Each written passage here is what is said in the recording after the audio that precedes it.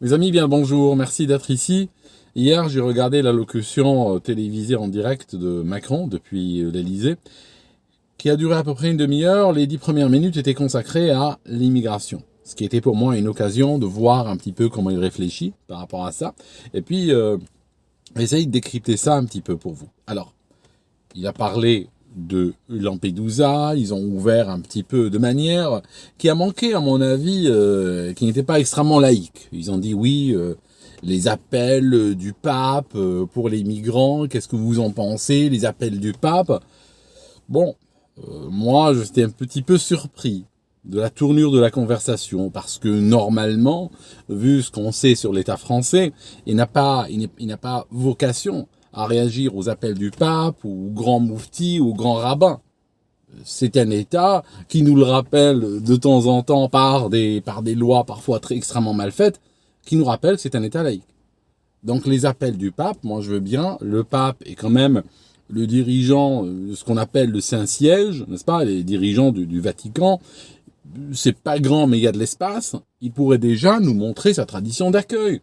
Je veux dire, bon, il pourrait déjà accueillir, je ne sais pas moi, 2000, 3000 migrants pour commencer.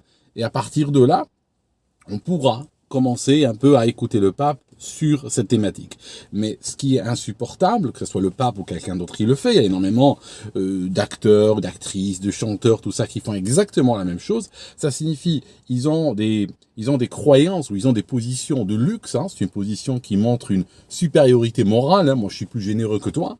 Sauf que ils sont pas généreux avec leurs propres biens ou avec leur propre bien-être. Ça signifie qu'ils vivent dans des endroits avec des murs très hauts, avec des quartiers complètement inaccessibles. Ils mettent leurs enfants dans des écoles où il y a zéro mixité, quitte à des fois soudoyer ou tordre le cou un petit peu aux procédures en place.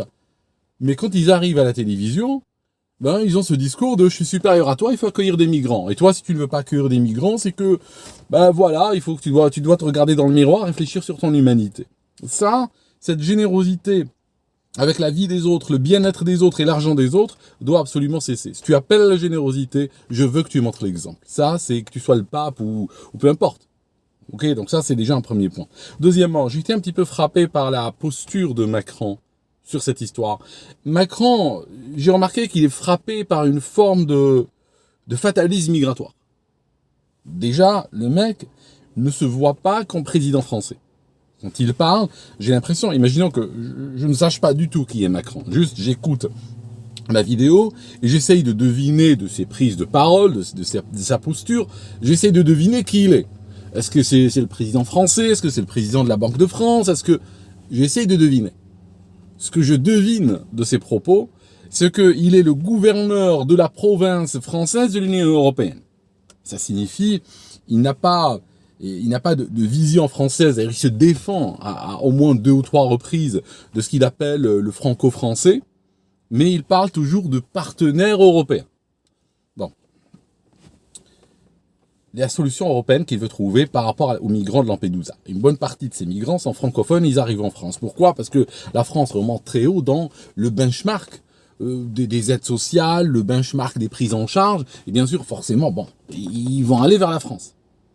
Lui, il réfléchit à une solution européenne. Mais pourquoi un pays comme par exemple la Pologne ou la Roumanie ou la Grèce s'intéresserait-il au sort de la France? Je veux dire, si tu es aux prises d'un excédent démographique venant des pays africains qui veut venir vers toi, tes ex-colonies, je veux dire, mon pauvre ami, je les vois mal à Bucarest ou à Athènes s'intéresser à ton sort.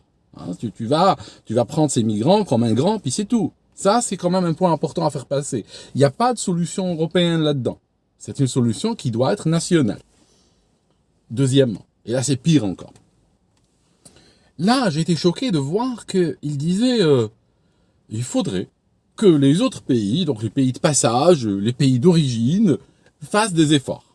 Bon, attends. C'est comme si je laisse chez moi la porte ouverte, les fenêtres ouvertes, je me fais sans cesse cambrioler, je ne fais aucun effort pour protéger ma propriété, mais que je dise, il faudrait que les autres fassent un effort, il faudrait que les autres fassent quelque chose. Donc la solution viendra d'ailleurs. Je suis désolé, ce genre d'attente sont des attentes de quelqu'un qui se berce d'illusions, complètement.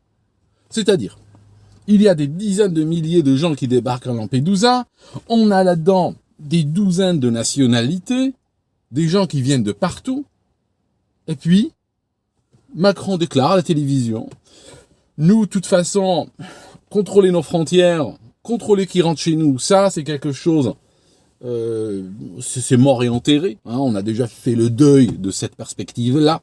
Donc, la seule option qui nous reste, c'est que ces pays lointains doivent verrouiller leurs frontières pour que les gens ne puissent pas partir.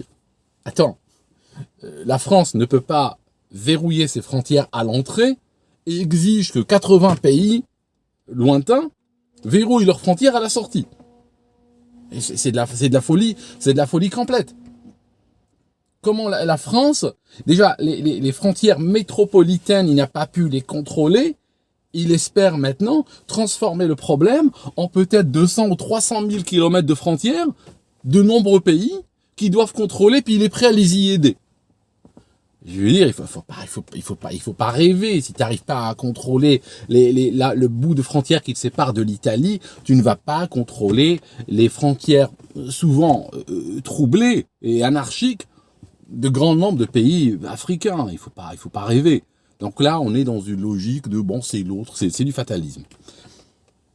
Autrement, il a brandi en des mots à peine dissimulés la menace du visa.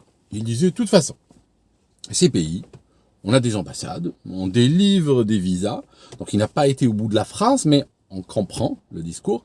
C'est que si ces pays n'indiquent pas les vagues migratoires qui viennent chez nous, qu'est-ce qu'on peut faire? On va téléphoner à nos ambassades, on leur donnera l'instruction de ne pas délivrer de visa ou de les rendre plus compliqués ou de potentiellement les bloquer ou les soumettre à un quota. Alors là, c'est encore ahurissant. Pourquoi? On a le migrant illégal. Lui, il arrive sans visa, hein, potentiellement. Enfin, c'est même pas potentiellement, c'est en réalité, ils arrivent sans visa, ils arrivent sans papier, ils donnent le nom qu'ils veulent, la date de naissance qu'ils veulent. D'ailleurs, beaucoup enlèvent des années à leur âge. Et puis, on leur donnera des papiers selon les déclarations qu'ils ont données. Mais qu'est-ce qu'on va faire? Comme on ne peut pas endiguer ce flux-là, on va punir les pays d'où ces gens viennent, hein, pour tenter qu'on sache d'où ils viennent vraiment. On va les punir en demandant à l'ambassade de sévir contre les gens qui veulent venir visiter la France légalement. D'accord? Donc, le gars qui va à l'ambassade, qui fournit son passeport, ses fiches de paye, son compte en banque, son titre de congé, qui remplit des formulaires, qui donne toute la paperasse que l'administration française lui demande pour venir respectueusement en France, pour venir à travers un aéroport français, se présenter à la police des frontières, se présenter à la douane, venir en France, consommer, dépenser, potentiellement faire des affaires, eh bien celui-là on va le punir. Voilà, celui-là on n'en veut pas. Donc, on encourage l'immigration illégale, mais les visiteurs légaux, on va les punir. C'est complètement ahurissant. Ça n'a pas de sens du tout, mais c'est encore une fois l'action d'un président qui est en train de jouer perdant. Et j'ai pas envie juste de l'accuser, lui, parce que c'est une politique française qui date de plusieurs décennies, où chaque fois on a l'impression que chacun, sous un habillage différent, avec un discours peut-être changeant, fluctuant, instable, au final c'est toujours la même chose. Au final, on punit. Parce qu'on peut les punir ceux-là, hein, parce que les gens, tu sais, c'est pareil partout. Hein. Je veux dire, le gars qui respecte la loi, hein, tu pourras toujours plus facilement le punir et lui pourrir la vie. Quant au gars qui ne respecte pas la loi, bon, celui-là, il sort un petit peu du système, donc tu les laisses faire, puis c'est tout. D'accord? Donc oui, il y a ce fatalisme et il a encore déclenché, probablement par maladresse, il a déclenché un des éléments qui va attirer des gens en France, c'est quand il a parlé de la régularisation des travailleurs. Donc, moi je connais des gens qui sont venus travailler en France, ils sont passés à travers, ils sont rares, hein, c'est pas nombreux, j'en connais quelques-uns, j'en ai croisé, allez, peut-être 3 ou 4 sur les 10 dernières années, ils sont venus travailler en France, c'était un parcours du combattant, sur le plan administratif, mais aussi sur le plan professionnel, pour obtenir un visa de travail depuis leur pays d'origine, aller à l'ambassade avec un contrat de travail, avec des garanties et tout ça, pour pouvoir aller en France travailler. Et là, qu'est-ce qu'on dit?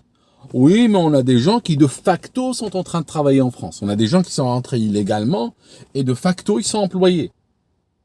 Ben, il va falloir réfléchir à les régulariser. Une phrase comme celle-ci, quand elle va partir sur les milieux chez les gens qui cherchent à émigrer, ah ben forcément, si le président de la République lui-même est en train de dire qu'on peut régulariser des gens qui rentrent illégalement en France, qui travaillent illégalement, et qu'ils ont vocation à être régularisés, c'est pas grave. Tu auras des millions de gens qui vont venir, qui vont travailler illégalement, et puis tu auras leur dossier en préfecture. Puis c'est tout, hein. Aussi simple que cela. Donc voilà, je voulais juste vous parler de cet aspect de l'intervention. Ça, c'était les 10 premières minutes de l'intervention de Macron. Il a parlé aussi de l'inflation, de la transition écologique, de choses comme ça. J'ai pas envie de partir sur une vidéo qui fasse 1 heure, quoi que je pourrais, mais je vais arrêter ici. Si vous souhaitez, je vous ferai demain une autre partie sur le reste, mais franchement, j'ai pas l'impression que ce gars sache vraiment où il est en train de mettre les pieds. Je sais pas. Quoique, je pense qu'il le sait. Et ma croyance, moi, ou mon arrière-pensée, c'est que c'est des gens, les gens qui dirigent la France, que ce soit Macron ou autre, sont quand même téléguidés par des intérêts étrangers. C'est des intérêts étrangers qui les pilotent sur le plan idéologique. Et à partir de là, ils exécutent des plans qui ne sont pas nécessairement dans l'intérêt français. Voilà. Et puis à partir de là, tout le reste, c'est de la littérature. Merci mes amis d'avoir écouté jusqu'ici. On se voit dans une prochaine vidéo. À bientôt.